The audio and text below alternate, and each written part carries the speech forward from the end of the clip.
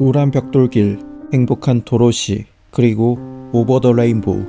여러분은 오즈의 마법사를 기억하시나요? 이 영화는 86년이 흐른 지금도 전 세계 사람들에게 사랑받는 영화입니다. 그런데 당시 영화 촬영 현장에서는 16살짜리 소녀 한 명이 약과 굶주림에 고통받고 있었습니다. 오늘은 우리가 몰랐던 오즈의 마법사의 숨겨진 이야기를 샅샅이 뜯어보려고 합니다. 1939년 헐리우드, 당시 거대 엔터 회사였던 MGM 스튜디오는 새로운 기술과 컬러 촬영 기법을 내세운 뮤지컬 영화를 제작하는데요. 바로 이번 이야기의 주제인 오즈의 마법사입니다. 캔자스의 소녀 도로시가 회오리 바람에 휩쓸려 이상한 나라 오즈로 날아가게 되고 집으로 돌아가기 위해 허수아비, 양철나무꾼, 겁쟁이 사자와 함께 노란 벽돌길을 따라 모험하는 아름다운 동화입니다. 하지만 오즈의 마법사는 이상할 정도로 많은 음모론이 따라다닙니다. 촬영장에서 난쟁이 배우가 자살한 장면이 필름에 남아있다.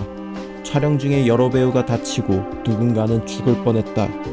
촬영 중에 배우에게 마약을 먹였다.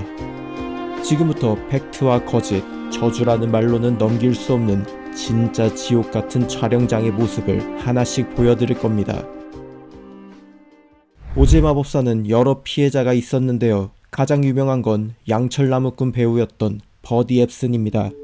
제작진은 양철 느낌을 살리기 위해 얼굴에 페인트를 바르고 알루미늄 가루를 뿌리는 방식을 선택합니다. 앱슨은 이 가루를 계속 들이마시게 됐고 촬영을 시작한 지 열흘도 안 되어 호흡곤란과 발작 속에서 기절합니다. 결국 그는 병원에 실려가 산소 치료를 받아야만 했습니다. 여기서 MGM은 아무 말 없이 배우를 교체해버립니다. 우리가 영화에서 보는 양철나무꾼은 그 후에 투입된 배우 잭 헤일리였습니다. 또 하나 유명한 장면이 있습니다. 바로 도로시와 친구들이 양귀비 밭에서 잠들어 있다가 하얀 눈이 내리면서 깨어나는 이 장면.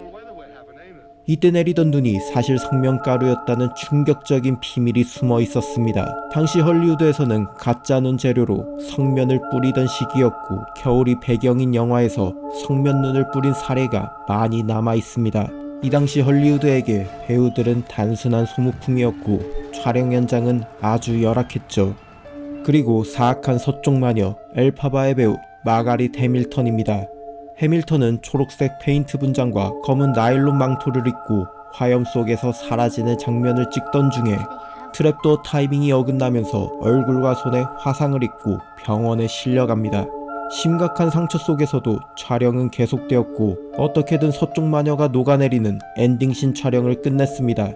이뿐만이 아니라 실제 사자 가죽을 걸치고 더위와 가죽 썩은 내를 맡으며 연기했던 사자 배우, 밀집 분장을 본드로 붙여서 살점이 떨어져 나갔던 허수아비 배우, 공중에서 와이어에 매달려 날다가 부상당한 날아다니는 원숭이들까지.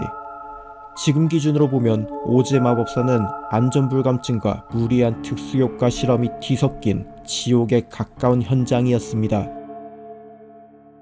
이제 마법구두를 신은 도로시가 아닌 도로시를 연기했던 소녀 주디 갈란드에게 다가가 보겠습니다. 오즈의 마법사를 찍을 당시 주디의 나이는 겨우 16살이었습니다. 하지만 MGM 스튜디오는 주디에게 아이 같은 몸매와 롤리타 이미지를 강요합니다. 주디에게 너무 뚱뚱하다는 말을 반복했고 정상적인 식사 대신 수프 한 그릇과 블랙커피만 먹였다는 기록도 남아 있습니다. 여기에 주디의 식욕을 죽이려고 하루에 담배 4갑을 피우게 하거나 촬영 전에 기운을 내라고 필로폰을 먹이고 밤에는 강제로 수면제를 먹였습니다. 오즈 마법사 촬영이 끝날 즈음 주디는 필로폰에 의존하는 약물 중독 상태였다고 자서전에 남겨져 있습니다.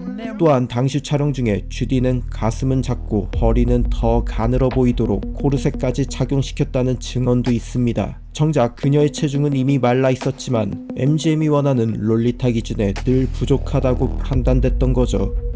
아이러니하게도 학대 속에 만들어진 도로시는 전 세계 관객에게 사랑을 받았습니다. 하지만 그 대가로 주디 갈란드는 평생 벗어나지 못할 뭔가 마음의 상처로 남게 됩니다. 주디 갈란드의 비극은 개인의 불행으로 끝낼 수 없습니다. 20세기 초 헐리우드는 스튜디오 시스템이라는 구조로 돌아가고 있었습니다. MGM, 워너, 파라마운트 같은 거대 스튜디오는 배우들과 장기 전속 계약을 맺고 출연 작품은 기본이며 외적인 이미지와 사생활, 심지어 연애와 결혼까지 관리했습니다. 특히 아역 배우들에게는 더 가혹했습니다. 학업과 휴식 시간보다 촬영이 우선이었고 노동시간 제한 법규도 지금처럼 촘촘하지 않았습니다. 아역들에게 20시간 촬영 강행군은 기본으로 감수해야 될 스케줄이었죠. 주디 갈란드는 그 정도가 더 심각했습니다. 주디의 편이 되어줬어야 하는 엄마가 MGM과 손을 잡고 딸의 인생을 관리했습니다. 스케줄뿐만이 아니라 벌어들인 돈과 주디의 행동 모든 것들을요. 주디는 이후 회고록에서 진짜 서쪽 마녀는 집에 있었다는 말을 남기기도 할 만큼 엄마와 관계는 최악이라고 할 수 있었습니다.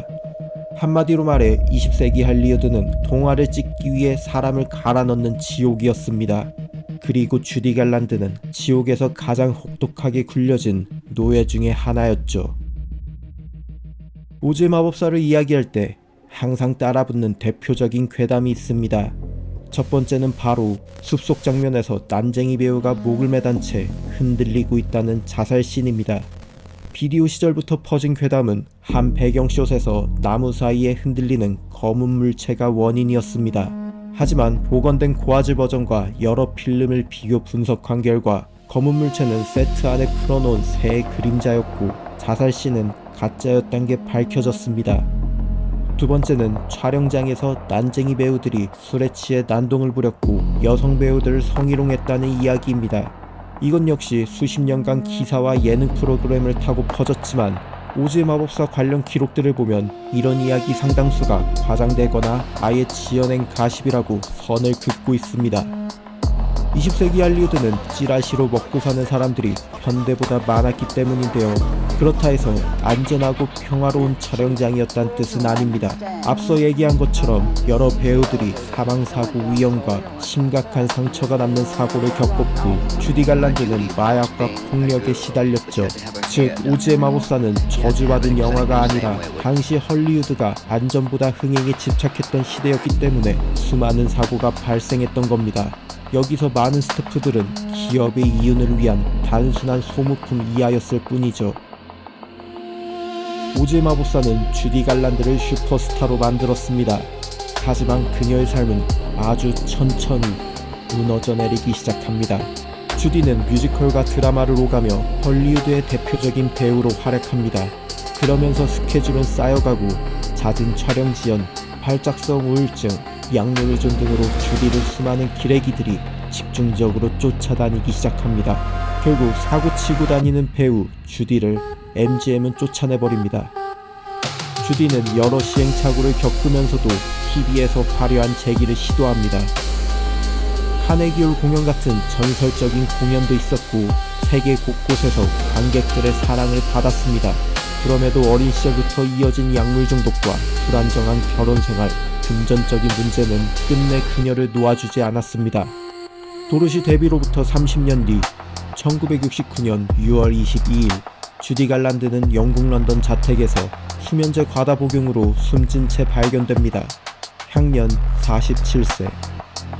도로시는 결국 집으로 돌아가는 데 성공했지만 그 도로시를 연기한 주디에게는 끝끝내 돌아갈 집이 남아있지 않았습니다. 이제 시계를 2025년 현재로 돌려보겠습니다. 1939년 오즈의 마법사가 도로시의 시선으로 그린 동화 같은 여행기였다면 현대의 위키드 시리즈는 완전히 다른 주인공을 전면에 세웁니다. 오즈의 사악한 서쪽 마녀 엘파바의 이야기를 들려주고 있죠.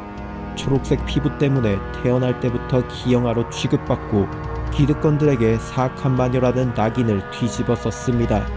신시아 에리보의 엘파바, 아리아나 그란데의 글린다.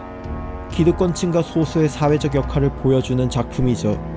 흥미로운 건 같은 오즈의 세계를 그리면서도 이야기의 초점이 마녀는 원래부터 악했는가가 아니라 누가 누구를 악당으로 만들었는가로 옮겨가고 있다는 점입니다. 이건 어쩌면 주디 갈란드의 인생과도 겹쳐집니다.